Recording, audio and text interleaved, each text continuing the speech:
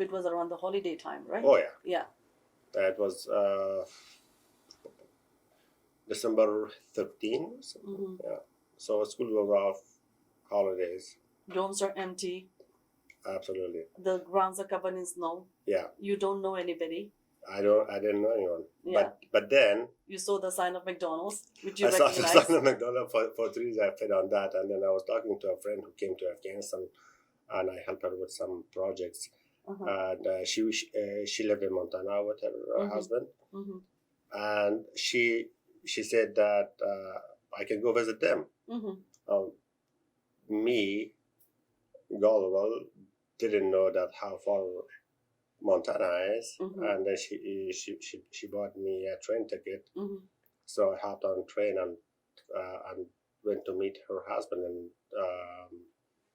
in North Dakota somewhere Mm-hmm. in another city, and then from there we went to see her in Montana. Mm-hmm. That was a trip, and yeah, it was an experience. Yeah. Yeah, in December. Mm-hmm. And if you ask me to do it now, Mm-hmm. I wouldn't. Mm-hmm. But me, 17, 15 years ago, Mm-hmm. Yeah. had no fear of doing it. And that's what I was thinking about. Like, I have lived in Canada, I would say this 39 years coming up. But even to this day, I wouldn't do certain things. But I think I'm asking, do you think that because of experience, is that why you had no fear doing anything? Is it that you took every day was like survival? You could do what, I think you brought up a very good question, because for us there was never we never had a vacation, because going for vacation in Afghanistan and growing up as a child, it was not something that existed there. So whenever we moved for safety reasons. So even till that day, if I want to go somewhere, I'm trying to be well prepared, and and make sure that I have things that if I need it, I'm going to use it. And yeah, I think it was a survival that well, we're gonna go there, find something. As long as I'm safe there, no one's gonna kill me. I'm good. Yeah, and I think that was what I was gonna ask you, is like, when you landed in US, you got to the dome, and I know it was quiet because you came here on December 13th and everybody had gone home and nobody was there. But let's talk about a month into it. You had gone to Montana, visit your friend and all those stuff. You come back. Like, when did you stop watching, like, behind you, like over your shoulder every day? Like, what changed? Like, how did you feel to have this, to be in a free country? To be honest with you, the moment that I landed in US, I didn't have the fear anymore. That's why I was happy, and I was doing things, and when I was sitting on that chair as a student, and I looked around me, that how people come to school, and the things that they complain about students. Oh, I'm gonna have a bad day. I didn't have my morning coffee yet. I actually started laughing at them. Not to their face, but inside I'm like, are you kidding me? Western world problems, huh? Exactly. So go get your coffee. What's the big deal? I know. And then, so when you had come to US, and where were your family? Like, you came by yourself. What about your family, your parents, my family, your siblings? My family stayed back in Afghanistan for many years, and they were relatively okay. There were threats on my mother's life because of the work she did. But other than that, they were relatively okay. And then how long did you stay in US? Oh God! And you came on a student visa, so enlighten us. What did you do in US? So in US, when even I was a full-time student, I was still working. My first job I had was with campus security. Campus security. Oh, campus security. Yeah. Okay. So we were ticketing people who enforcing the traffic laws in the Mhm. parking lots. Mhm. Uh, So how that, was that for you? So you going back and forth from Afghanistan to Pakistan to Afghanistan to finish yours, to become a doctor, Yeah. and then here you come as a student, and now you're doing campus security. How was that for you? I don't mind. I didn't mind doing it because I knew that that this is just because certain stars when people move from one country to another country, it doesn't matter how much money you have, Mhm. especially the countries that it's completely opposite of Western world, of yeah. of your culture. Mhm. You don't know the language, Mhm. you don't know anything. Mhm. It's absolutely the opposite of it. Mhm. So coming to those countries, even if you have money, Mhm. you're gonna start from zero. Yeah.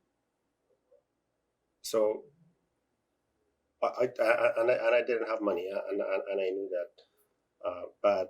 But I was just happy that I was there and I was safe, and I knew that one of the biggest difference that I feel working in Afghanistan and working in US or countries like Canada is that when you work here, you can plan your tomorrow, but in Afghanistan there is no tomorrow. It's just that day and that moment. You work for that day. Tomorrow is very uncertain. So, when we talk about MindSense, when we talk about living, we all say that live in the present moment. This is where life is. But for you, life was just in that moment. Yeah, there was no future. It wasn't something that life is in that moment and enjoy all you can. Mm-hmm. But it was matter of survival. We were always in alpha mode. Our So brain was in alpha mode. so like for me, I would say, I'm living this moment. For you would be, I'm alive this moment. Yeah, Mm. you're alive, and whatever you do is for that day. You can't. I mean, there are things that you do and hope that Mm-hmm. nothing's gonna happen to you. But as I said, that when you leave the house, Mm-hmm. you don't know when you're gonna be back. Mm-hmm. Whether you're gonna be kidnapped, whether someone's gonna beat you, whether someone's gonna blow their vest next to you, or someone's gonna arrest you because you look different, or you speak different, or you express, or you have different Views on. views on politics or religion. So, so US, how long did you stay in US? And did you, Oh, whatever studies you were pursuing, did you complete your studies? I did complete my studies, Mhm. but as I said, that I had other plans that did not work. I thought that I finished my studies and then I can start medical school again there, Mhm. but it did not happen. Mhm. So I stayed there from 2005 to till I came to Canada 2014. 2005 was like almost 9 years, yeah. Yeah, yeah. And and even So by yourself now, it's like no family, no nothing. You were still by no yourself. family, yes. Mhm. I was just a student, and then after I left school, I was just working for a couple of years here and there. So did you make strong connections with people there? Like, over the 9 years, did you form social connections? Absolutely, I had Mhm. I have friends there that are very close to my heart. Mhm. Mostly through the entry college because we were students. Mhm. They're my roommates. Mhm. Um, yeah, this is one of the aspects of living in a dorm room and being a student is just you're friends with everyone, but then only few of them stick. But that goes for everywhere, right? Yeah. I think that we make friends through our journeys of life, and when we look at today, so many of them are not theirs. There's only few that stick around who are meant to be. Yeah, I think we make friends because you're put in a situation, and then especially like when it comes to school, you're going to become friends with someone who has the same kind of mindset or around the same thing that you do. Or even at work. It's hard to make friends at work, but it's easier to make friends at school because there are more common goals when you're in school than work. So yeah, I made wonderful friends, and I love them. So you moved to Canada in 2014. Yeah. We're in Canada now. When I moved in here, I had an uncle. I have an uncle, and in Calgary. Calgary. So, yeah. So I went to visit them, but then I stayed there for a couple of weeks. So no, wait. So you were on student visa in US. Did you ever get US citizenship or No, PR? You're still on student. Yeah. And you migrated to Canada as a student as well. Like what was? No, I just came to Canada as a visitor. As a visitor, Okay. but then I applied for immigration. Okay. Till that day, I'm still waiting. Okay. So visiting your uncle in Calgary. And then because I had a friend here, so I moved in here with him, and I'm very thankful of him. I'm really thankful of having him. I stayed with him for a while. Then my mom came, and we were still living in his basement. But then, so your mom, all this time, your mom was still in Afghanistan. All this time she was in Afghanistan, and so she came when you had come to Canada, Yes. living in your friend's basement. Yeah. What I forgot to mention, when I was in the US, my mom came visit twice. Okay. Yeah. She made her way to US. She came to visit, and then she went back. Wow. I'm just astounded that, given the circumstances, that your mom was still able to come to visit you and also, be your support and care for you while you're going through your difficult times and go back. Yeah. Okay. So in 2014. I don't know how she pulled that, but yeah. But moms do crazy things. Well, when moms set intentions for her children, nothing can stop them. Yeah, Right? exactly. Yeah. So when she, so you were here, and so did your mom come to Canada to visit you, or how did she end up in Canada? She actually came to US, and then from US she applied for refugee. Okay. To Canada, and now she's on the path to get her citizenship. Oh, that's great. So since 2014, she has been staying in. She came 2015. 2015. So has she gone back home in Afghanistan? No. She can't because okay. She can't, and I don't think she wants to. Okay. What about your siblings back home in your? My siblings, they've left Afghanistan. They're not in Afghanistan So anymore. they left. Okay. Yeah. My brother moved to US 5 years ago. He's married. He actually came to visit during Christmas. Okay. That's beautiful. Yeah, they stayed. He came with his family and stayed there for a couple of weeks, which was amazing. That was.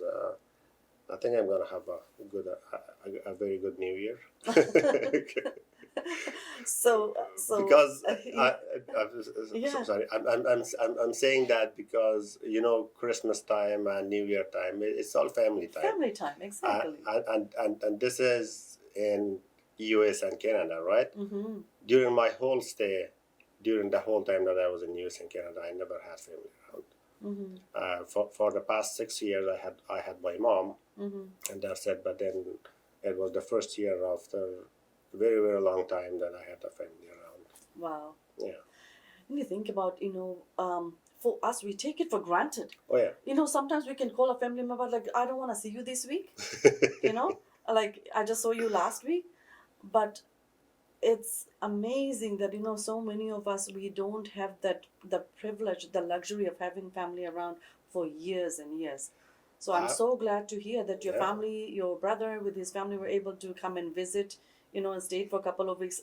Just in the end of 2021, beginning of 2022.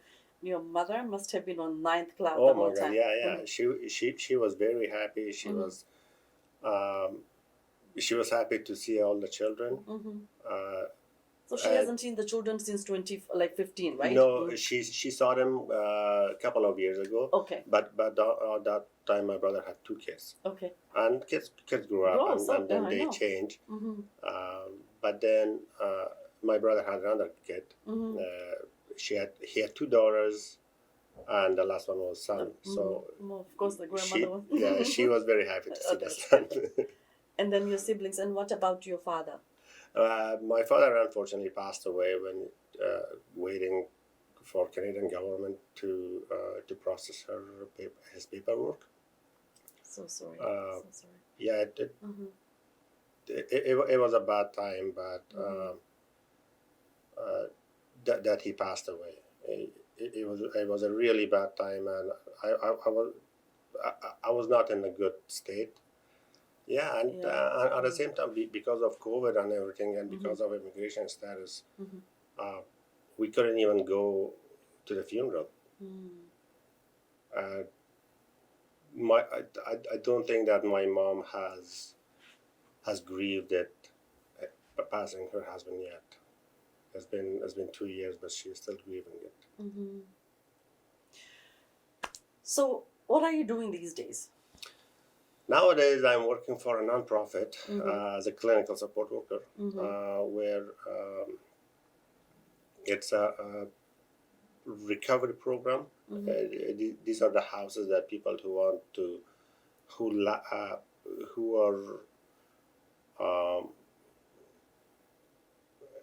has addiction and mental health issues. We are helping them to move forward with their life and be independent, which is a very good job, to be honest. Naveed, you have your own and more than your own share of trauma in your life. How do you move forward?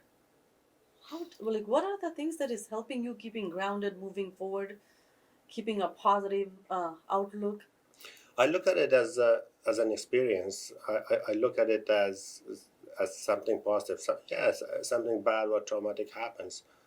Anything bad that can happen, no matter how bad there are positive sides. Anything.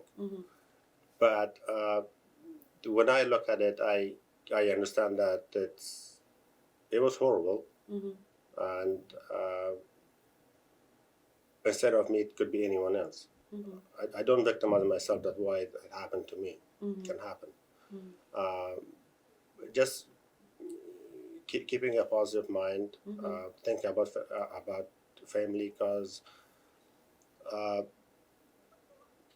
my role after passing my dad is that I need to be there for my family, no matter what. So how can I take care of my siblings or my mom if I'm not in a good state of mind? If they look at me seeing that I can't take care of myself, or I turn to something else, they're gonna do the same thing. So it's one of my responsibilities as an older son to make sure that it didn't happen. And what are some of the things you are doing to take care of your mental health, your physical health?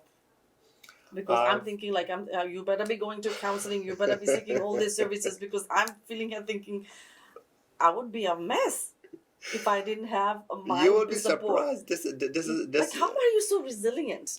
This is because I grew up like that. Like if something is not there, it's not a tragedy.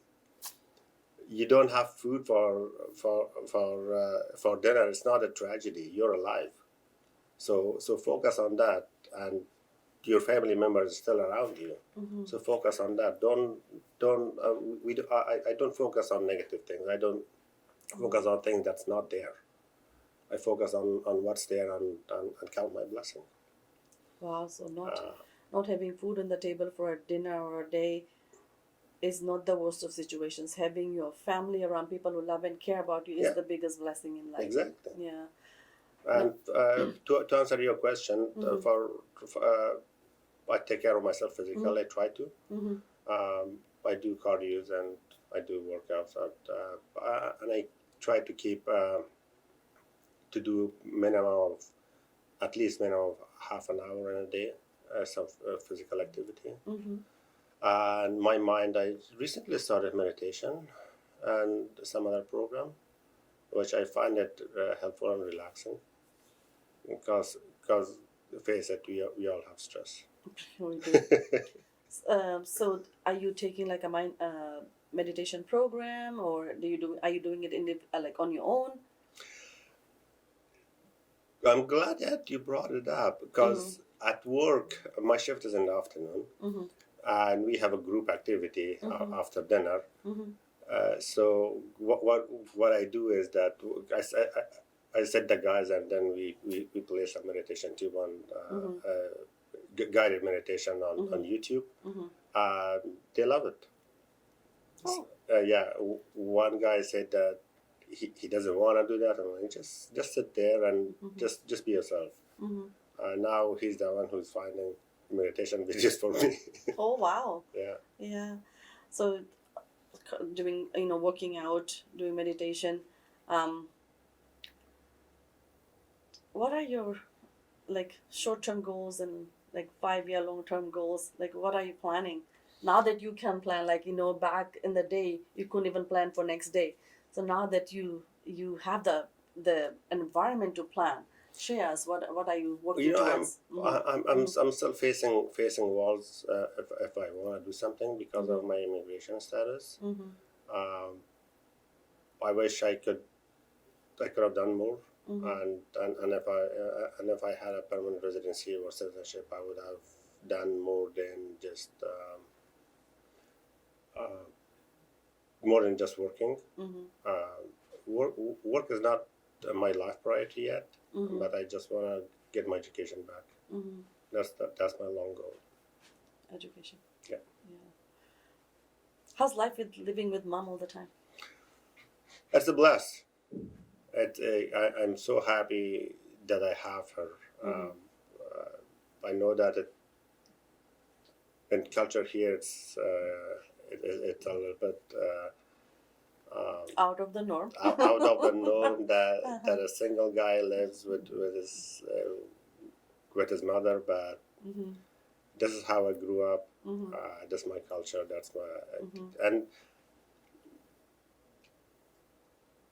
one of the things that we also should do for our mental health, I forgot to mention, is that just stay connected with friends, and stay connected with family. And I have the blessing of having my mother. I don't have to call her. I don't have to make an appointment with her. She's there. Do you get home cooked meals? You do. You get your laundry done. So if you be good, take care of your family, because there is a lot of perks. I don't think that I can see one dirty shirt on the floor, because that one shirt gets washed. Oh, wow. And you said your mom is doing some work. So what does she do? Like, to keep herself busy, what does she do? To keep herself busy nowadays, when she came to Canada, she was part of Afghan Senior Women Association. She was going there every Wednesday to chit chat with women, and in Burnaby, it was pre-COVID time, and she was also helping the. She was on the board for Afghans of BC. Oh. She was helping them as volunteer, but then some stuff happened between members, and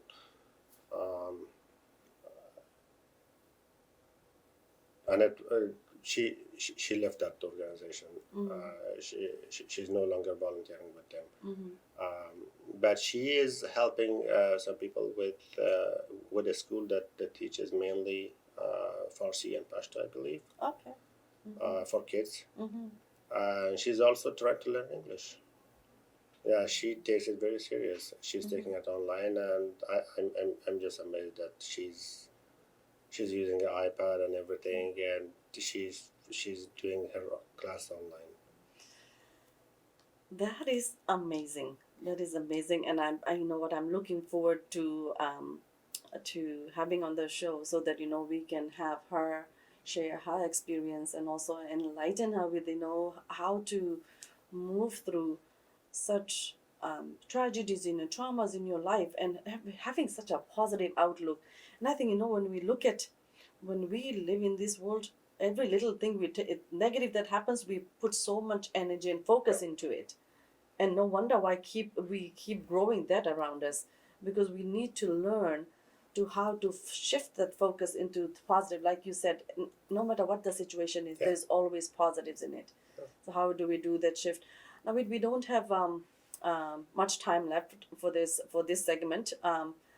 Is there anything else you want to share about, or you want to tell our viewers? Mm-hmm. No, I just want to thank you for bringing me here and talk to you, and I'm looking forward to the future sessions. Good.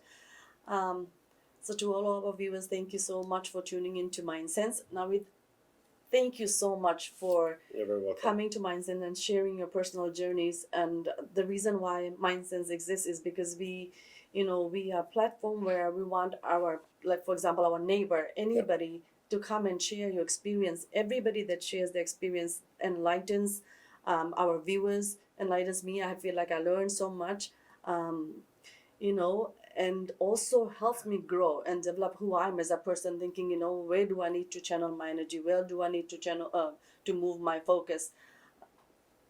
Everybody's experience is so different. It's so, but on human level, we can connect, be a support, and